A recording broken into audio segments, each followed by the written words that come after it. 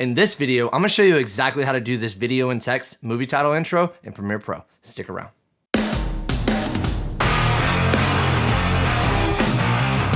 Tyler here from Video Editing with Tyler White, and if you want to learn how to edit video like a pro, start out by subscribing and hitting the bell so you don't miss anything.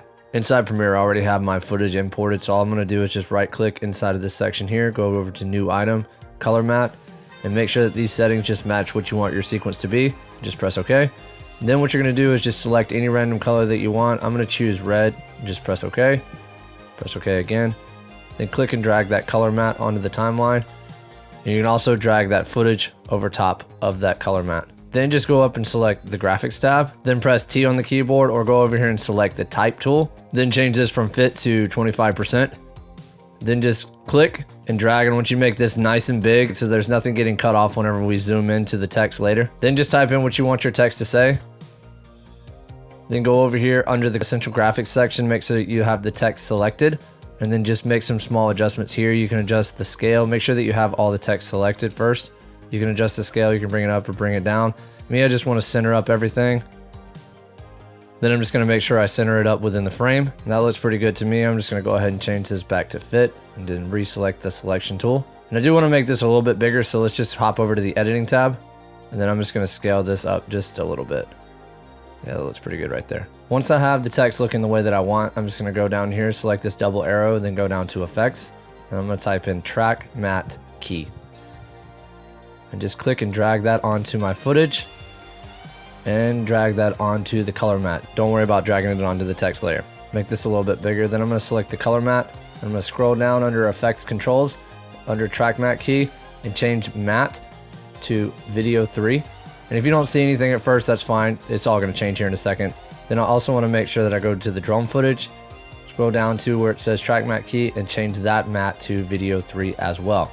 Now it's starting to look the way that I want, but it does still have this weird red outline to it. So I'm going to fix that and get the color to fade out as well. So in order to fix this, I'm going to first click on the color matte, scroll all the way down to where it says opacity.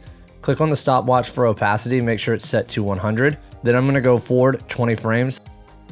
And just change that down to 0. Then without moving the time marker on the timeline, I'm just going to click on my footage and I'm going to scroll down to opacity on this effects control layer as well. Click the stopwatch, make sure that it's set to 100%, and then I'm just going to bring the time marker all the way back and change that opacity down to 0. So the footage is fading in and the color is fading out at the same time. It should look like this.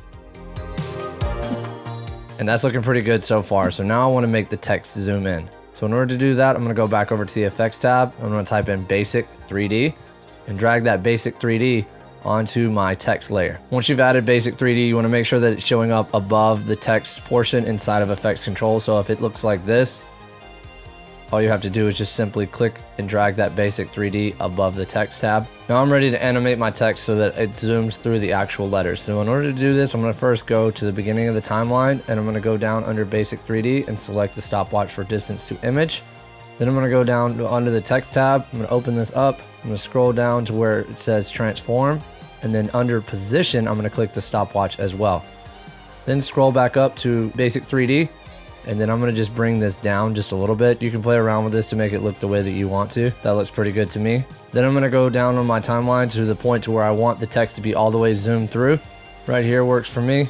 Then I'm going to adjust the distance to image. Just bring this all the way up and just kind of play around this to make it look the way that you want to.